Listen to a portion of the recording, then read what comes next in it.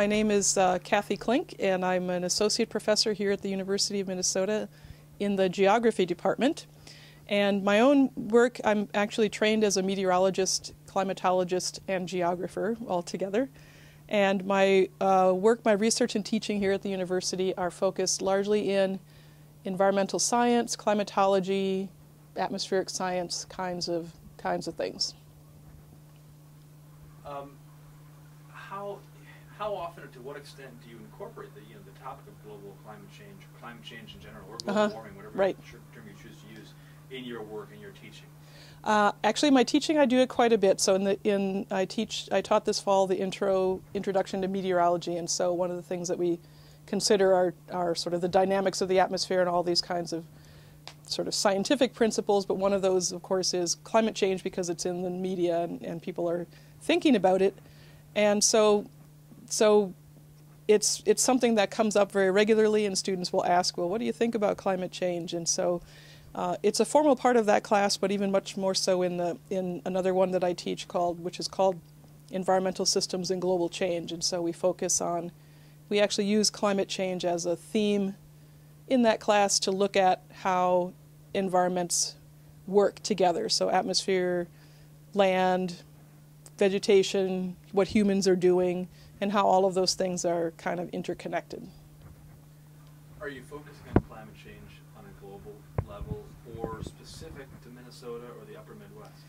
Well, one of the things that we do in my class is to try to bring global climate change down to a more local level. So the students are working on projects that look at what are the implications of climate change for a location. So oftentimes they'll choose, because we're in Minnesota, they'll choose a Minnesota location because this is where we live and we're interested in what's happening here. But often it's other parts of the country where students might want to live in San Francisco when they graduate. So they'll look at climate change implications for San Francisco, or coral reefs in Australia, or something like that. But the idea is to take this kind of nebulous idea of climate change and think about what it means for people in a place. Because once you bring it down to what people are doing in a place, then you have some concrete things to think about. Well, how are we going to make decisions? What are the kinds of implications that we can have? How do we think about what we're going to do with that information? So tell us, what are some of the implications and impacts and effects that climate change is or may be having on Minnesota and the upper Midwest?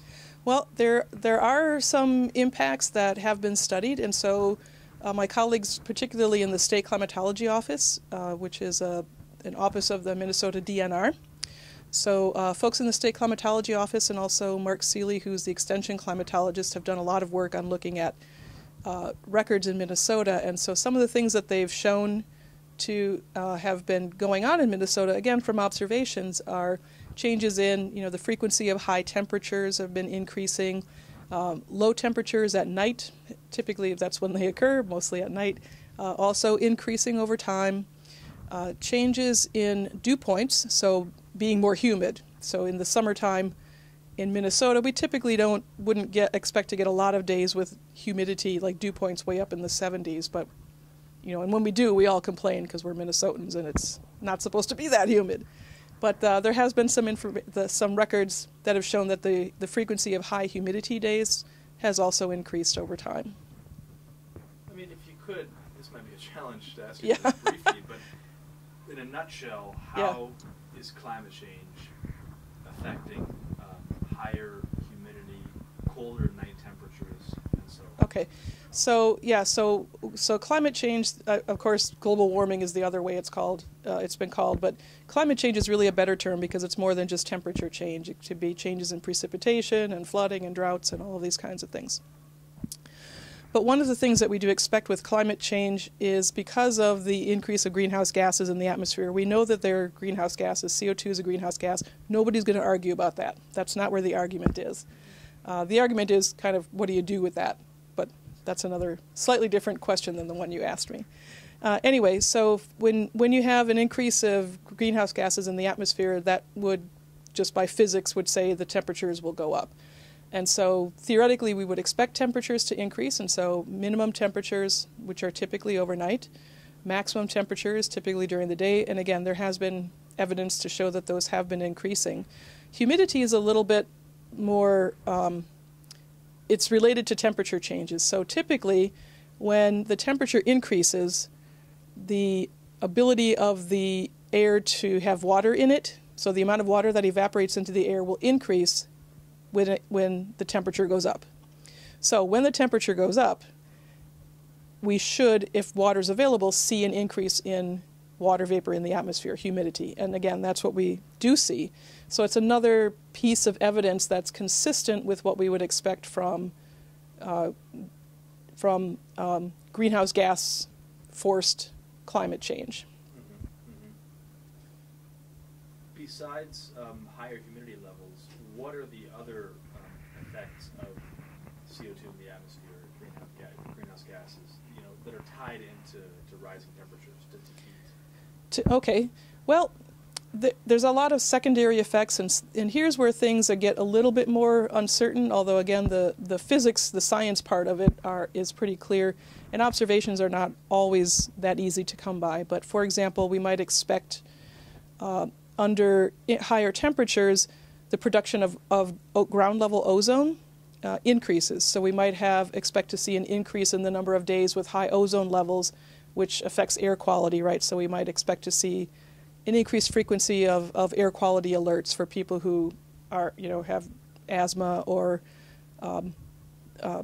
things like this sort of breathing issues, right? So in the summertime, particularly because that's when the temperatures are normally highest, if you have even hotter summer temperatures, you could have an increase in the production of ground level ozone that could be detrimental to people's health. Certainly heat waves is another one, and some years ago in Chicago and more recently in Paris, there have been protracted heat waves where many people have died, and so the frequency of heat waves and the fact that the nighttime temperatures don't get very low doesn't allow people's bodies to cool off. And but that's also rolled into societal factors such as who has access to air conditioning. Can you afford air conditioning? Are you living in an environment where you don't want to go outside at night when it's typically cooler because you're worried about, the neighborhood, for example? So there are other things that people have to worry about besides the climate. Yeah.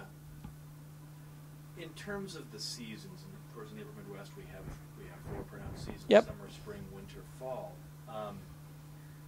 What will we, as part of climate change, as part of global climate change and global warming, how will we see those seasons change, and how will the weather and life be affected during these distinct seasons? Well, the summers we would expect them to be hotter and possibly higher humidities, again, such as we've seen. So in the summertime, people would have to worry more about heat stress. So if you're a person who works outside in construction or gardening or things like that, you'd have to be a little bit more careful of your own health outside. Springs and falls might be, it's hard to say. The temperatures in spring and fall, again, would be a little bit warmer. And so the changeover from winter to spring perhaps might be a little bit more abrupt, perhaps, mostly because I guess winters would be also warmer. So we might expect warmer winters as well. That may or may not mean more snow. If it gets warmer, there can actually be more moisture in the atmosphere, so you could get more snow. But if it gets too warm, then you would get rain instead of snow. So being close to the freezing point, such as we are here in Minnesota, makes it a little bit hard to tell whether you'll have more or less snow.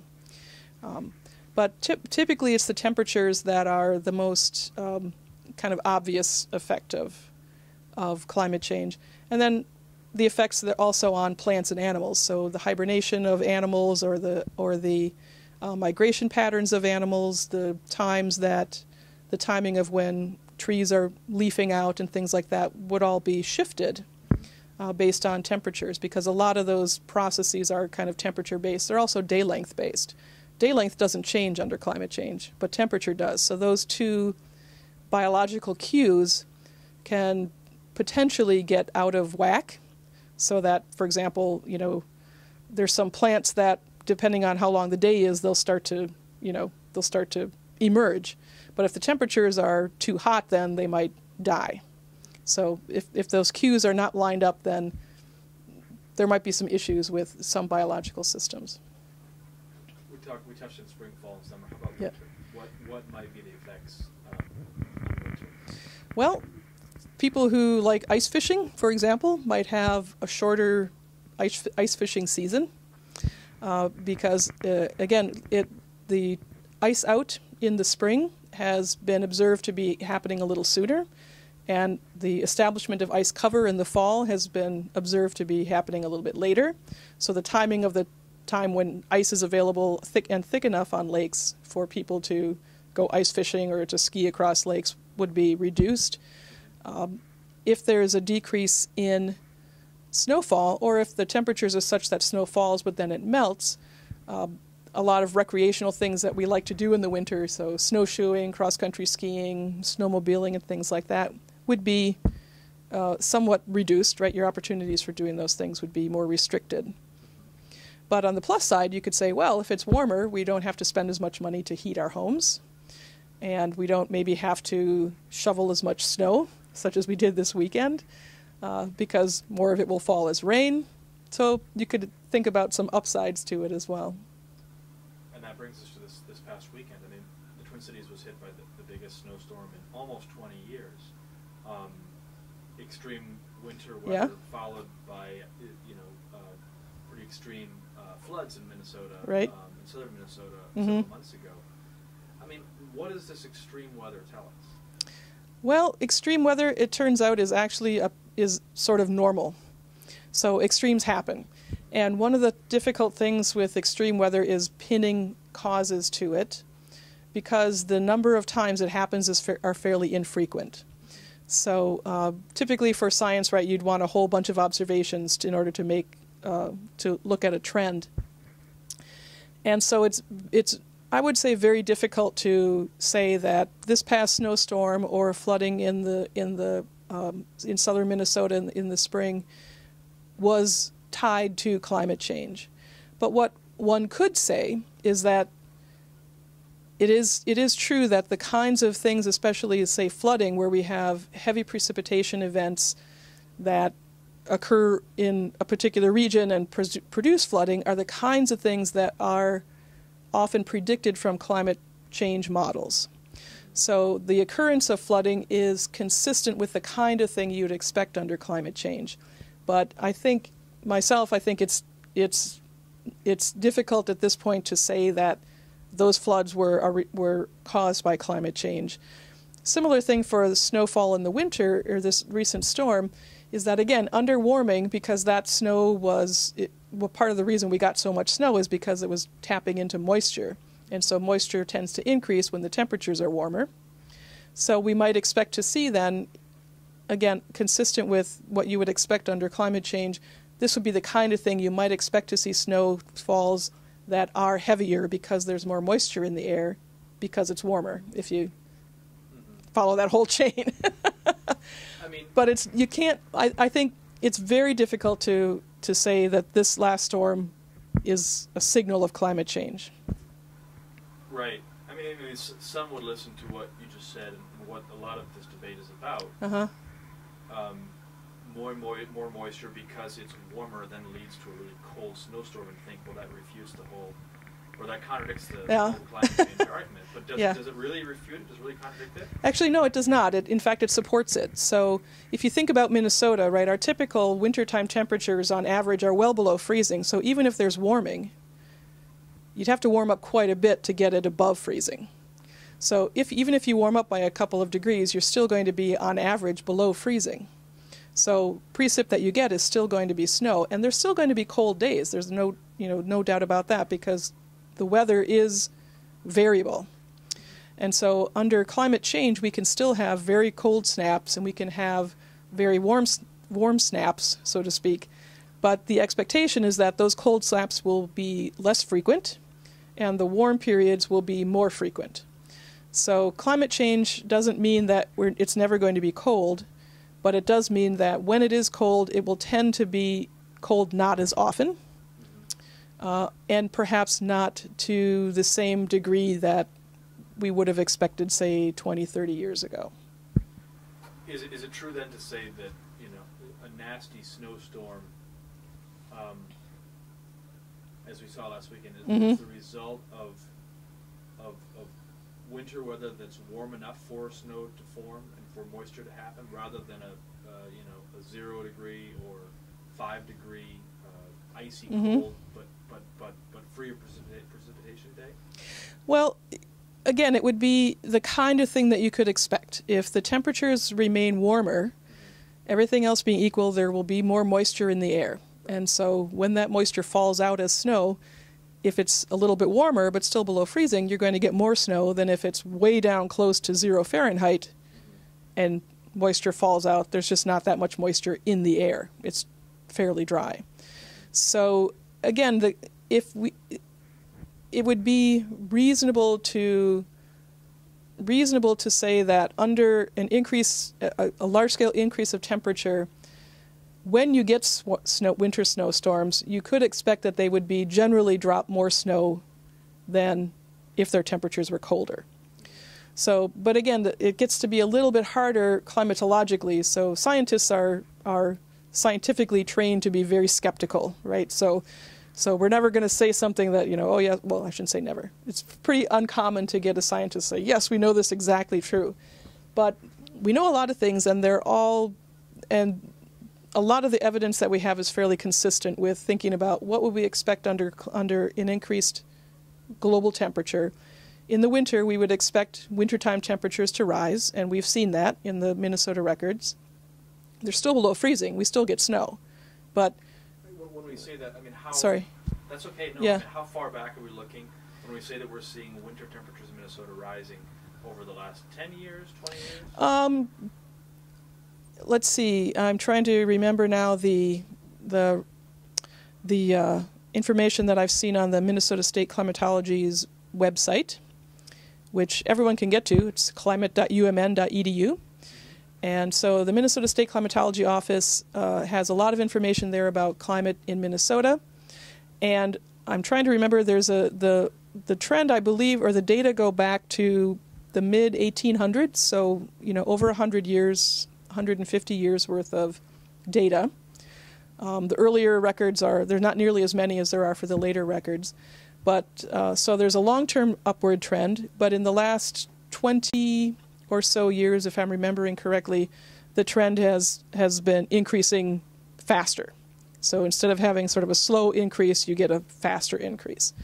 So it's those kinds of time frames that I have in my mind right here. Okay. Within meteorology itself, to what extent is there or is there not a debate of whether climate change is happening? There actually is not much debate. The debate is largely a media debate, and it's not so much a scientific debate. There are some scientists who are skeptical. There are, I would say, comparatively few of them. And again, because as I said earlier, scientists are trained to be skeptical and see lots of problems and lots of issues in science because we're trained to look for those things. But I would argue that by far the majority of meteorologists and climatologists would say there is very little controversy about climate change. The theory of climate change is sound. All the physics and dynamics are well understood. All of the kinds of observations that we have, nearly all of them, observations are a little flaky, so some observations don't quite match up. But the vast majority of observations are telling us things that are consistent with what we would expect under climate change. Temperatures increasing, maximum temperatures, minimum temperatures, the dates that birds are migrating are changing, the dates that lilacs are budding out are changing, again, consistent with what we would expect. So it's not just temperature records. There are other kinds of information that we have that are consistent with saying, yes, this is what we'd expect under climate change, this is what we see. And so I think it's pretty convincing. And so there is some controversy, and it tends to be mostly coming from a relatively few number of people. Looking 10, 20, 50 years hence for Minnesota, for the upper Midwest, for this region, I mean, what kind of climate changes might we be looking at, and what effects might that have on society, and how should government respond, politicians respond to that? Well, the last thing is the difficult question, right? How do politicians and society, how do we respond? The things that we might expect, again, these are based on climate models, which are based on our understanding of climate change. But like all models, they're not perfect, but I would say they're pretty reasonable. They're pretty darn good. So what we would expect in Minnesota would be an increase of temperature by a couple of degrees, 2 to 3 degrees Celsius. I think that's something around 4 to 5 Fahrenheit. A little bit more warming in the winter compared to the summer. Why is that? It has to do with snow, actually. So in high latitudes or mid to high latitudes, such as where we are, if snow cover establishes later and melts sooner, which is, again, what we would expect under climate change, snow has a high reflectivity, high albedo would be the fancy term for it. And when there's snow on the ground, it reflects a lot of the sunlight away, and so the ground doesn't heat up very much. But if you remove snow, then whatever sunlight we do have heats up the ground a lot more efficiently. So if you remove snow in the wintertime, the ground will heat up comparatively a lot. So the wintertime warming is related to changes in snow cover and ice cover. So that's why we would expect, again, wintertime warming to be increased. And again, that's what we see in observations compared to the summertime. But every place gets warmer. So we'd expect there to be warming. I believe in Minnesota, the precipitation is expected to increase on average, more so in the winter, and I think maybe a little bit of a decrease in the summer. So summers might get hotter and a little bit drier. And winters might get warmer and a little bit wetter. So if you think about what that means for, let's say, spring flooding, if we have warmer but wetter winters, depending on whether that stuff falls as snow and sticks around, or whether it falls as rain, we might have changes in, the typical kinds of patterns of spring flooding that we would get. Somewhere in Minnesota, there's almost always spring flooding because of the way that, snow piles up and then bang, it melts. It's going to go somewhere, right? So we might have changes in the spring flooding. We also might have in the summertime decreases in moisture availability. So we might have an increased frequency of drought in the summertime, even though on average our precipitation might increase. But if it gets really hot and the temperature is going up, you get a lot more evaporation, so that's going to dry out the soil. So there may be implications for agriculture in the state, and just, the viability of, trees in the city and things like that. So thinking about what the stresses are on the ecosystem as a result of that, thinking about, where is our water coming from? We're in a state where we actually have plentiful water, but if we have changes in water temperatures, so some colleagues here at the university have shown that, for example, changes in river temperatures will perhaps change what kinds of species of fish are going to live in these rivers. So now we've got some implications for people who like to fish and I'm not going to be able to catch this kind of fish. I'll have to, some other kinds of fish are going to be living here. And then now we have to start thinking about what do we do with this information. And so here's where I would argue the ball is no longer in the court of science. The ball is in the court of society. So now when we have to make decisions about what we're going to do, science is, I'm speaking as a science person, science is not going to help you make that decision because now it becomes more of a social and ethical and moral decision because we have to decide, do we do anything with this information? If we don't, what are the implications of that? If we do something with this information, we have to make some choices about, say, how we're going to create laws, how we're going to create policy, who benefits from that policy, who potentially doesn't benefit from that policy, what kinds of populations are more and less susceptible to these kinds of changes. So if heat waves, for example, very young children and elderly people are the most susceptible to heat stress. Very young children and elderly people maybe are not the people who have a lot of access to resources, that are within their control. So then you have to think about how are we going to, as a society, make these choices under this uncertainty, which we do all the time. We always are making choices under uncertainty. So we just have to figure out how we want to make these choices. But as I said, in my own opinion, I think it's more of it's a social and political and ethical and moral question at that point. And so you can wait for science to tell you what's going to happen, but the science is never going to be airtight. Just like any other decision that we make, we're never going to know exactly. We have to make a decision anyway. Sorry, that's my little, I'm off my soapbox now. No, I'm sure we want you in your soapbox. All right, well. There's been lots of talk of scientists feeling, intimidated to speak out, against speaking out about global climate change, its impacts, what causes it, perhaps intimidated by industry, by politicians who disagree with the premise of global climate change. Your thoughts on that, and do you feel like there's intimidation surrounding in the science community or against the science community about climate change?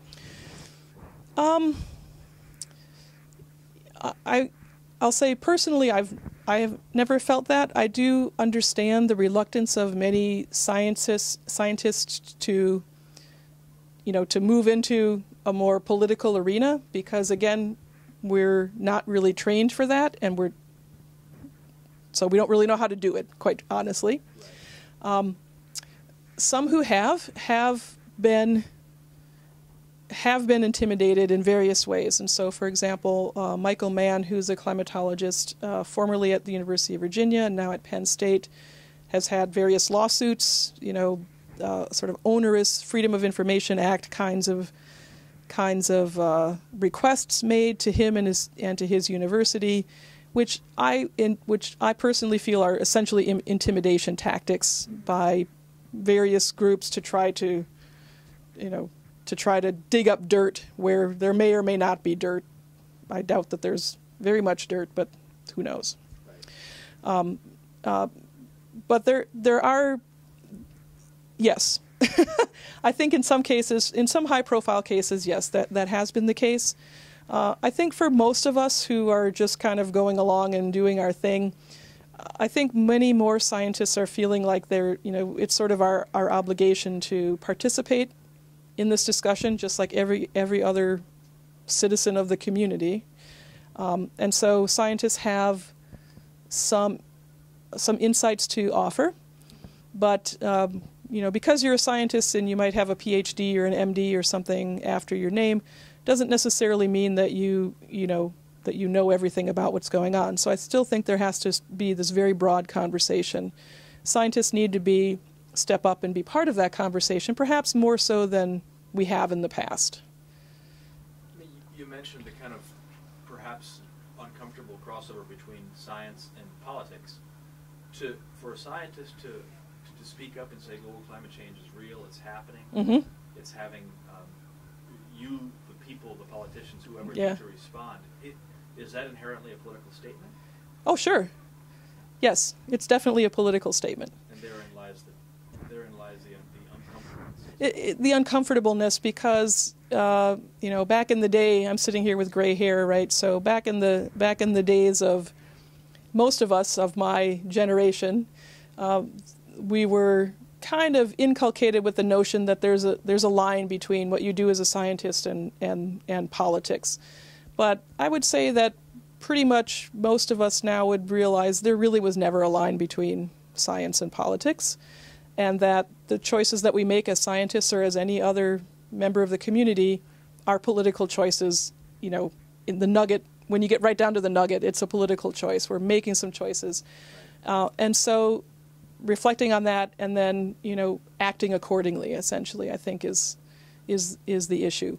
But there is still in the science community a lot of just kind of feeling uncertain about how to do that, given that many of us are not really trained to think about that. So when and I may be doing it right now, and you can edit all these things out, but when most scientists will talk about their work, they know all of the gory details, and they know all of the little problems, and they love to tell you about all the little problems. And it gives a different flavor from what, if you said, well, really, what do you think, without telling me all the gory details? I think that climate change is happening. I know I've got all these issues that I still want to resolve, there's all these uncertainties, but really when it comes right down to it, there's the evidence. I'm pretty convinced by the evidence. The vast amount of research that's out there is pretty strong. But it takes some time for us as scientists to kind of make that commitment. It's like, okay, I'm going out. I'm going to say it. I'm going to go public, So it's almost as if the implicit imperfection in science that 2 + 2 will not always equal 4. It's possible that it couldn't. It's possible that it couldn't, exactly. That's a given in science. Mm-hmm. That what was I going to say? That perhaps gets in the way. It's in your DNA not to issue definitive statements. A definitive statement is hard, I would say, for most scientists to make because of exactly what you're saying.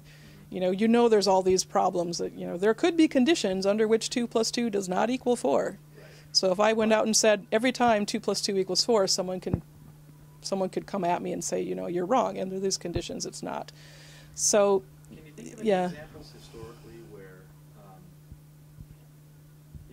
be it meteorologists or scientists in general, have faced such a conundrum where work that they're producing or work that they're researching seems to pose an inconvenient truth? I mean, yeah. To borrow the Alger yeah. movie title, seems to show something that society, might frown upon hearing that news. Well, I'm not sure that I could think of something in meteorology or climatology, but I'm remembering there's a recent book by Naomi Oreskes and Eric Conway called Merchants of Doubt, which is partially about climate change. It's an excellent book, by the way, which I'd highly recommend to anybody. But one of the things they talk about is the war on smoking, if you want to think about it that way. So how did we go from thinking about smoking as not a big deal to having bans on advertising cigarettes and all of this kind of thing?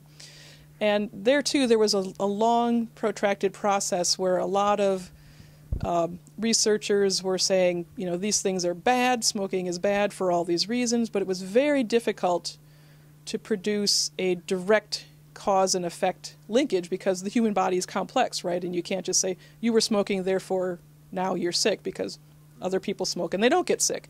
So there was a lot of going back and forth of trying to figure out what kinds of evidence do we have, how do we connect this up with smoking, and then, again, lots of conflicting feelings about smoking being not a problem. It was sort of societally acceptable. Now it's the opposite, right? If you smoke, you're almost a pariah. It's like, oh my gosh.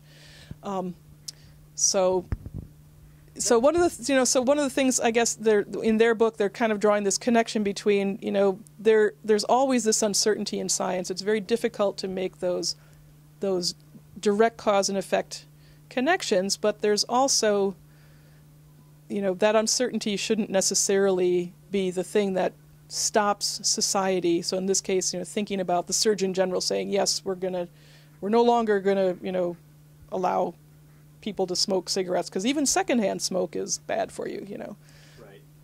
I mean, in your mind, and that's an interesting analogy, one that Hari talked about earlier. Oh, did she? Okay. The analogy between climate change recognition and harmful tobacco recognition. Yeah. I mean, between studies showing that tobacco could cause lung cancer and the legislation that outlawed it in many ways, many places, so on and so on, the outlawed advertising of it. Yeah. What were the victories that had to happen to get from point A to point B? I mean, was it mostly science? Was it political? Was it a social movement? Was it consumer? What do you think? I'm drawing in my memory mostly on this book, Merchants of Doubt, that I've read, but from my understanding, and again, just kind of knowing a little bit about it, about this changeover and thinking about smoking, I think it was all of the above. I mean, I don't think it was science that was that's not the only thing that was going on. So there were people people like us, right, whose own families or their own lives or people they were close to were suffering from illnesses that, that scientists were saying this could be linked to smoking. And so people were getting concerned for themselves, for their families, for the people that they cared about.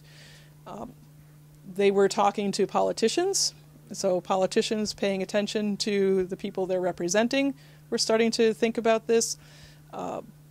Tobacco companies were not so happy about this, so there was a bit of a, backlash. So not backlash is not the right word, but there was some going back and forth between thinking about how do we understand what's going on. But really, it's not. The science was critical, and I think in the same way that science is critical here with climate change, but it's not the only thing that you have to have in order to get change to occur. So there needs to be a broader conversation that brings together people who are thinking about, in the case of smoking, people who are thinking about public health, people who are thinking about, the political and, moral implications of tobacco, and the economic implications too, right? There's a huge economy of tobacco that has real impacts for people. So, if you were a tobacco farmer and you had a decent income from that, if suddenly you can't be a tobacco farmer, then what happens, right? What do you do? So there are real ethical and economic implications for people on all sides too. But again, I think having that, in my opinion, it comes down to having that broad conversation that brings in the science, the politics, the social movements, all of this kind of stuff. Just one more question. Okay. I thought of getting back to climate change. To what extent have you followed the Cancun Climate Summit in Copenhagen last year at all? Not very closely, I have to admit. Not that I don't think that those things are important, but I think that those are places where I think it really, those are places where that conversation starts to happen. And it's still sort of restricted because it's not a very broad conversation, but it is bringing together science people and government people, and that's where a lot of the conversation tends to get started, right, if you're trying to make policy changes. So I think in the end, but one of the things that I do know from Copenhagen certainly are we've been talking about, let's say, Minnesota, and I've been sort of implying the United States, but thinking about the global connections as well. So there's a real, I use this term a lot here, but there's a real ethical sticking point in thinking about what have developed countries done and what are developing countries trying to do, and what are the responsibilities of developed nations to developing nations who want to develop their economies. They want to, bring different kinds of economic benefits to the people who live there, and who wouldn't, right? But it's a little bit odd for, say, developing countries to say, no, you can't mine all that coal that you have to develop your economy because it's bad for the environment. But by the way, we've already been doing this for 150 years, so too bad. So and that's a really interesting issue, because now we have to think about not just sort of the ethics of being here within the U.S., but now we've got to worry about or think about what are the connections between what we've been doing in the U.S. and other developed nations and our connections with these other developing countries, because it's completely unfair to say you can't do that, because now we've done this and we've created most of the CO2, the anthropogenic CO2 that's in the atmosphere. On the other hand, knowing what we know now, you don't really just want everybody to start, powering up all their factories with coal-fired power plants, because there's other things to worry about there too. You've got pollution issues and human health and all of these kinds of things. So there's a really interesting issue of interrelationships, and is there technology transfer, and how much do we do that, and what are their security things that people have to worry about. So I suspect that Hari had a lot to say about this, but it's really fascinating and really interesting and really difficult. That's way more difficult than figuring out climate change. Mm-hmm. Way more difficult.